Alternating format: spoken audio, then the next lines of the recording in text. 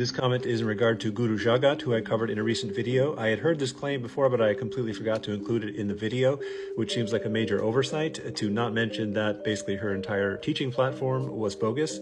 Also, not all that surprising, given Yogi Bhajan himself was basically a fraud. Yogi Bhajan's real name is Harbhajan Singh Khalsa. He was an airport customs inspector in New Delhi, and then in 1968 he moved to Toronto, where he began to teach yoga, allegedly got a woman pregnant, and then fled to Los Angeles. There, his plan was to start an import-export business, but he decided instead to found 3HO, which stands for Happy, Healthy, and Holy Organization. Through 3HO, he began teaching his own brand of kundalini yoga, which he claimed came from a long line of Sikh teachers, but the Sikh community has always been very careful to distance themselves from Yogi Bhajan.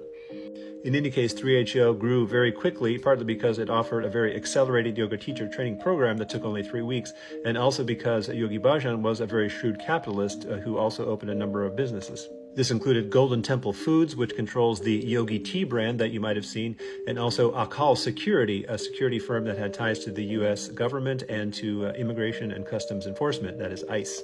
Through these and other businesses, Yogi Bhajan quickly became a millionaire. He was famous for going on expensive Beverly Hills shopping sprees, buying luxury cars, keeping a cache of gold jewelry and precious gems, ivory, furs, all of that kind of stuff.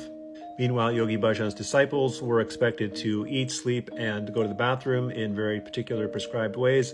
They were expected to practice yoga and meditation for several hours a day. They were expected to adopt a spiritual name. They were expected to dress in white and wear a turban. And they were expected to remain celibate until marriage, which was usually arranged by Bhajan himself. In another classic move that gurus used to increase attachment to him and decrease attachments to people in the community, children were sent off to boarding schools in New Mexico and India to be indoctrinated, and in fact there was a fair amount of abuse that was reported. In 1987, a former follower of Yogi Bhajan filed a lawsuit alleging fraud, deceit, assault, racketeering, and involuntary servitude, among other things. And the following year, 1988, a member of Yogi Bhajan's inner circle was convicted of a conspiracy to smuggle some 20 tons of marijuana and a cache of lethal weapons into the U.S. Even with all of those incidents and allegations, Yogi Bhajan's reputation remained pretty much intact until his death in 2004. This all changed pretty dramatically in 2019 when a woman named Pamela Dyson, who had been Yogi Bhajan's secretary for 15 years, came forward with a memoir entitled Premka, White Bird in a Golden Cage. In that book, Dyson alleges that she was repeatedly SA'd and that she witnessed the SA of many other people. In fact, one of her duties was to service the guru every night and to coordinate his other encounters with other women. And at one point, she herself got pregnant and was forced by Bhajan to terminate the pregnancy. Dyson's book inspired dozens of other women to come forward with their stories of SA. Some of the victims were teenagers, and one was as young as 4. Very predictably, Yogi Bhajan, when he was alive, was into blaming the victim for these kinds of incidents. He is on record saying that SA is always invited, it never just happens.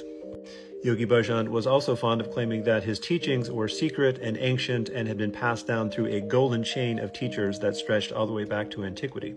However, in 2012, religious scholar Philippe de Sleep did a deep dive into Yogi Bhajan's teachings and discovered that they had actually been appropriated from 2 very modern teachers, and the rest of the exercises Yogi Bhajan had just made up.